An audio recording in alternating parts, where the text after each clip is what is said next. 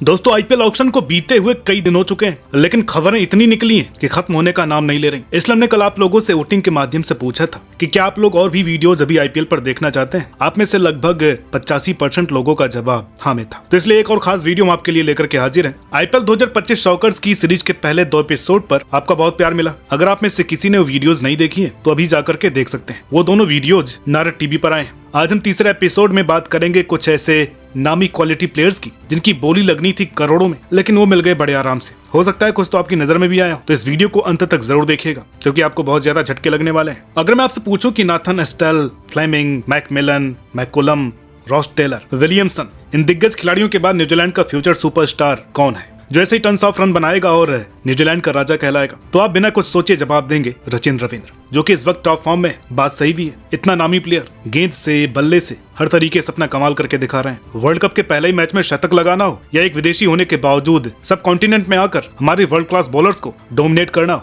रचिन ने खुद को साबित करने में कोई कमी नहीं छोड़ी। इतनी कम उम्र में खुद को ऑल फॉर्मेट प्लेयर के रूप में इन्होंने साबित किया। इसी साल आईपीएल में डेब्यू किया, रन्स भी अच्छे बनाए, मगर एक बात समझ में नहीं आई, कितना नाम इतनी हाइप होने के बावजूद हर बार इतने सस्ते क्यों। 2023 वर्ल्ड कप के बाद इनका कितना नाम हुआ, फिर भी सिर्फ 1 करोड़ 80 लाख में सीएसके ने खरीद लिया और इसके बाद भी सिर्फ 4 करोड़ में सीएसके की टीम में ये वापस चले गए। आरटीएम के बाद भी सिर्फ 4 करोड़ में इनका मिल जाना ये साबित करता है कि शायद अभी आईपीएल में इनके टैलेंट की उतनी कद्र नहीं है। क्या वजह हो सकती है, कमेंट करके बताइएगा। दोस्तों अगर मैं आपसे पूछूं कि कोई प्लेयर जो बैटिंग करता हो ताबड़तोड़, कहीं से भी मैच जिताने की काबिलियत रखता हो, बॉलिंग करता हो ऐसी कि मरी से मरी सिचुएशन में मैच जिता करके दे दे, हमेशा ब्रेक थ्रू दिलाता हो, फील्डिंग में इस वक्त दुनिया में नंबर 1, चीते की तरह गेंद पर झपट्टा मारता हो और जरूरत पड़े तो विकेट कीपिंग भी कर सके, यानी हर विभाग में नंबर 1। अब ऐसे ऑलराउंडर को आप कितने प्राइस देना चाहेंगे? 5 करोड़, 7 करोड़ या फिर 10 करोड़ या फिर 12 या इससे भी ज्यादा? मगर दुख इस बात का है कि जब इनका नाम आया तो किसी ने हाथ ही नहीं उठाया। अब आप लोग इतने समझदार तो हैं कि मैं ग्लेन फिलिप्स की बात कर रहा हूँ। इनके नाम के आगे अनसोल्ड लिख करके आ रहा था। अब क्या किसी को इनके 80 T20 के 141 के स्ट्राइक रेट के बारे में पता नहीं था? क्या कोई इनकी काबिलियत नहीं जानता था? इसके बावजूद भी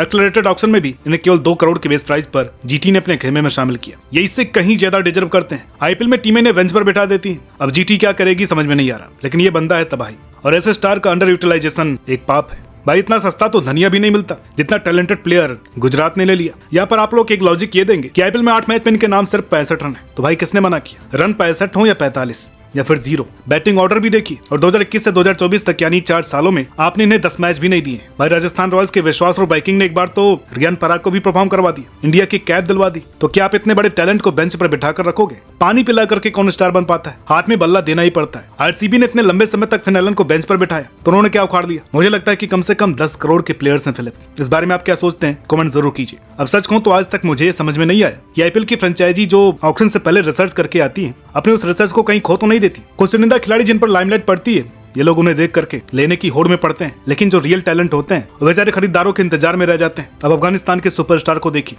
गुरबाज, ताबड़तोड़ ओपनर, सभी फॉर्मेट का प्लेयर। अगर इनके ओडीआई रिकॉर्ड भी आप देखें तो 3-4 साल के करियर में महज 46 मैच में ये अफगानिस्तान के लिए सर्वाधिक सेंचुरी लगाने वाले प्लेयर बन गए। इनके 50 कम और 100 ज्यादा है, मतलब 8। इससे आप इनका कन्वर्जन रेट और लॉन्गविटी समझ सकते हैं। T20 में भी 135 से ऊपर का स्ट्राइक रेट, मतलब कि ये बंदा एक्सप्लोजिव होने के साथ साथ कंसिस्टेंट भी है, जो कि अधिकतर प्लेयर नहीं होते। 50-100 तो ये आराम से बनाते रहते हैं। ऊपर से बोनस इनकी विकेट कीपिंग, विकेट के पीछे इनका हाथ बहुत ही मुस्तैद है। इसके बावजूद भी इनको खरीदने में किसी का इंटरेस्ट नहीं दिखा। 2022 में भी अनसोल्ड गए थे। ये समझ में आता है कि तब लोग इन्हें जानते नहीं थे। फिर इन्हें जेसन रॉय के रिप्लेसमेंट के रूप में लाया गया, पर कोई मैच नहीं खिलाया गया। 2023 में रिलीज कर दिया गया तो 2 साल सिर्फ 50 लाख पर केकेआर ने खिलाया, और इस साल भी 2 करोड़ के बेस प्राइस पर ही केकेआर ने इन्हें फिर से वापस ले लिया है। ये तो शुक्र है कि केकेआर ने ले लिया, कम से कम खेलते तो नजर आएंगे। लेकिन ये बहुत ही शॉकिंग है कि ऐसे मैच विनिंग प्लेयर्स पर किसी ने बोली क्यों नहीं लगाई। अब जिस प्लेयर की मैं बात करने जा रहा हूँ उनकी तारीफ में शब्द कम पड़ जाएंगे। तीनों फॉर्मेट का बादशाह, व्हाइट बॉल क्रिकेट की तबाही, जब भी मैदान पर उतरा अपना जलवा बिखेर करके गया। हमेशा साउथ अफ्रीका को नाजी कराया, अपने दम पर मैच जिताए। आईपीएल में भी हमेशा अच्छा परफॉर्म करके दिया, कभी दिल्ली, कभी आरसीबी, कभी मुंबई, कभी लखनऊ।